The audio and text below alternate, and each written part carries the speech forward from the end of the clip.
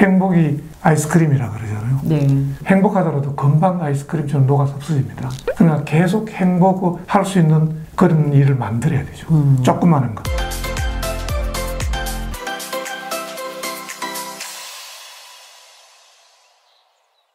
안녕하세요. 이번 시간에는 권준수 교수님을 모시고 오늘 인간관계, 그리고 뇌, 그리고 조현병, 우울증 이런 되게 다양한 부분의 정신의학 쪽의 내용을 강의를 좀 들어보고자 모셨습니다. 저희가 이 권준수 교수님 소개를 좀 드리자면 서울대학교 의과대학 정신과학교실 교수님으로 재직 중이시고요. 뇌인지과학과 교수로 겸임 중이시고요. 하버드대학교 의과대학 방문교수로도 계셨었고, 그리고 조현병과 강박증 분야의 최고 권위자이신 뇌영상학 전문가로 제가 어렵게 모셨습니다. 안녕하세요. 네, 안녕하세요. 저희 채널이 처음에는 연애하고 남녀 문제에 대한 이야기를 좀 많이 하면서 인간관계 이야기를 했어요. 왜냐하면 연애도 인간관계니까. 근데 최근에는 인간관계 커뮤니케이션을 주로 올리고 있는데, 인간관계, 소통 이런 것들이 우리가 훈련하고 그리고 활용하면 더 마음이 편안해지고 그리고 행복해지기도 하고, 배우면서 뭔가 좀 더 발전할 수 있는 게 분명히 있을 거라고 생각이 되는데, 어떻게 하면 좀 더 우리가 이런 영상 콘텐츠든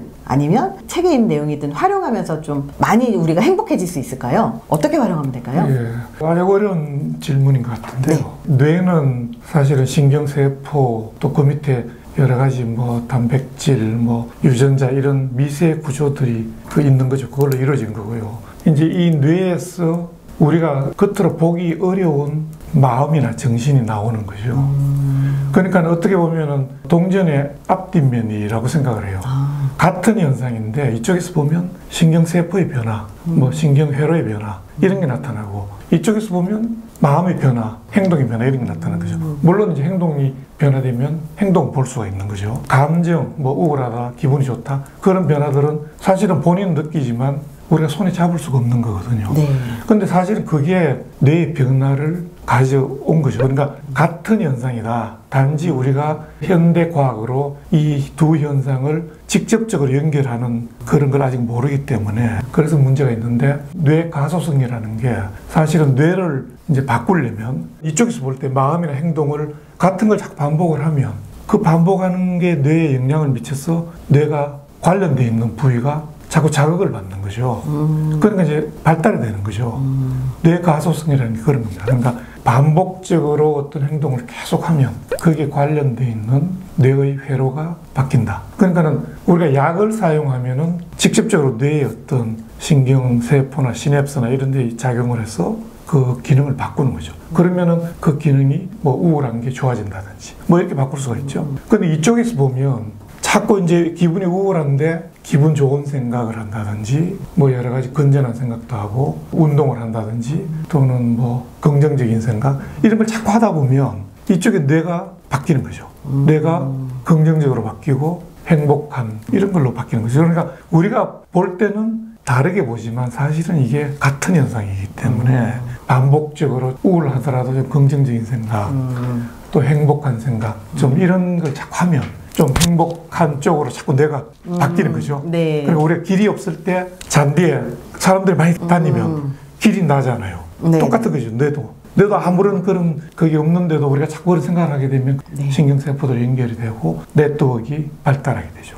그래서 반복적인 긍정적인 생각, 행복한 생각 뭐 이런 게 중요하죠. 예를 하나 들면 웃음 치료 이런 게 있습니다. 네. 사실 웃음 치료라는 게 억지로 웃게 하잖아요. 네. 기분은 우울한데 자꾸 웃게 만들잖아요. 네, 네, 네. 그런데 그게 웃으면 얼굴 근육이나 이런 것 때문에 그걸 관장하는 뇌의 부위가 기분이 좋은 걸로 바뀌는 거죠. 네. 억지로 웃더라도 그게 바뀌는 거죠. 그래서 이게 뇌가 기능이 바뀌는 거니까 치료가 되는 거죠. 네. 말씀하신 게 결국 뇌 가소성이라고 하는 게 같은 행동을 반복적으로 계속하면 뇌가 바뀐다. 그래서 우리가 긍정적인 생각을 계속 할 것이냐, 부정적인 생각을 계속 할 것이냐, 그거는 나의 훈련에 달려있다. 이 말씀을 해주셨고, 그리고 행복한 생각, 행복한 말, 그리고 행복한 행동들, 내가 그런 행동들을 하면 그쪽으로 간다. 그 말씀을 해주신 거죠. 그러면 어떻게 하면 나랑 친해져요? 그거는 이제 여러 가지 뭐 자기 자신을 객관적으로 볼 수 있는 그런 좀 힘이 있어야 됩니다. 대개는 자기 자신이 매몰을 해가지고 보죠. 대인관계에서도 자기 자신의 입장에서 자기 자신의 매몰돼서 상대방을 보기 때문에 그 보는 관점이 자기와 다른 사람 이런 거죠. 그런데 자기를 객관적으로 보려면 자기 자신에서 떨어질 수 있는 힘이 있어야 됩니다.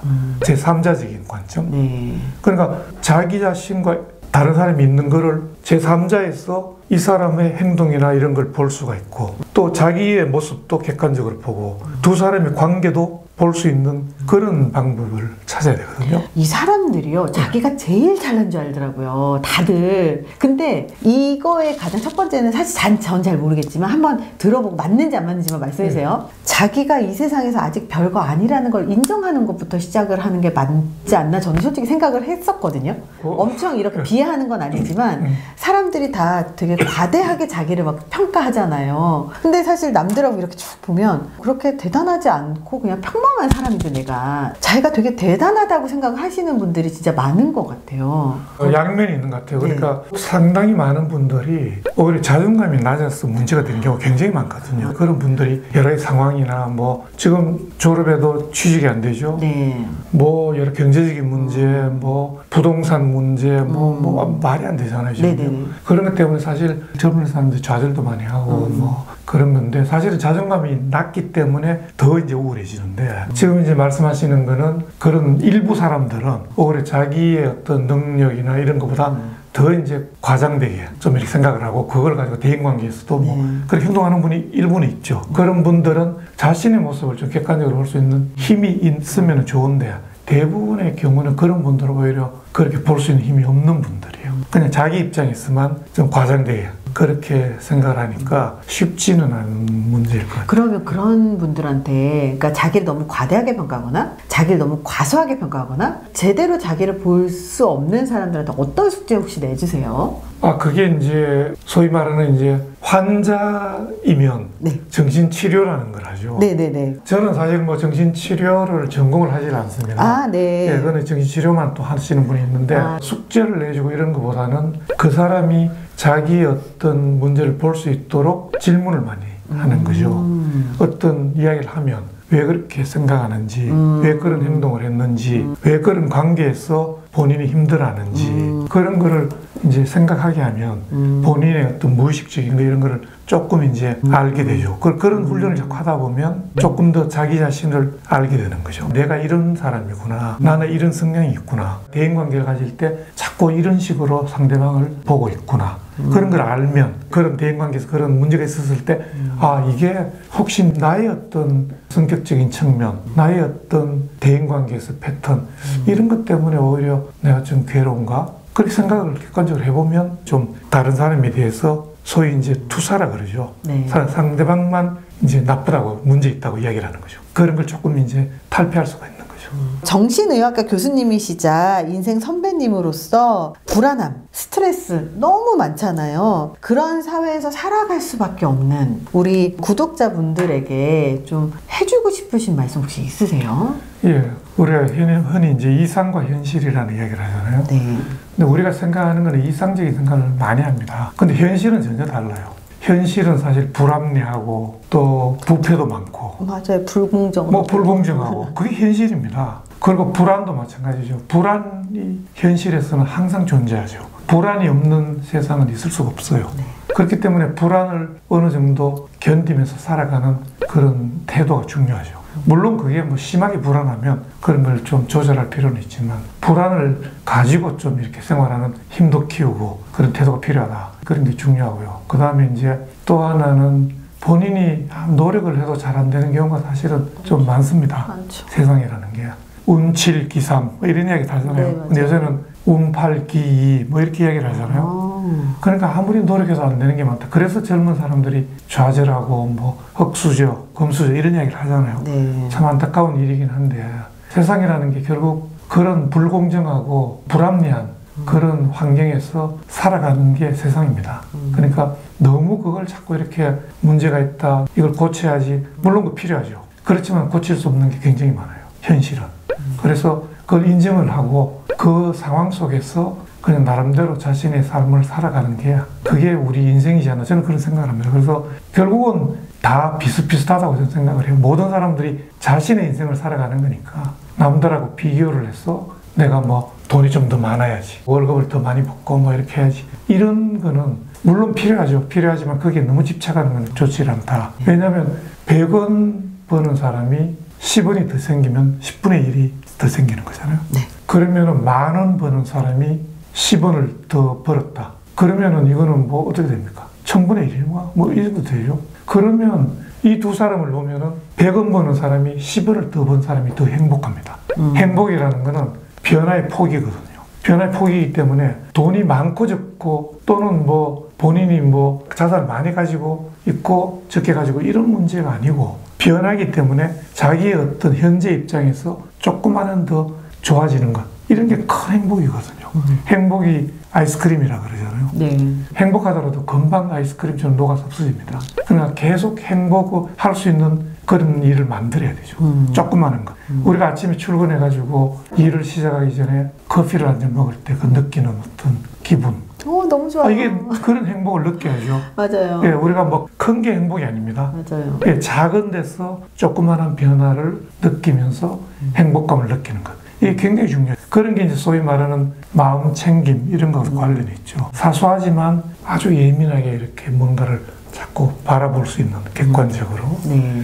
그런 생활을 하다 보면 저절로 긍정적이 되고 또 행복을 많이 느끼지 않나. 그러면 뭐 정말 많이 가지고 적게 가지고 뭐 있고 없고 이런 문제와 행복은 전혀 다른 문제라고 생각을 합니다. 그럼 교수님 요즘에 가장 행복하게 하는 활동? 일상적으로 그런 작은 행복으로 생각하시는 게 뭐 있으세요? 저는 이제 기본적으로 불행하지 않는 게 행복이라고 생각을 합니다.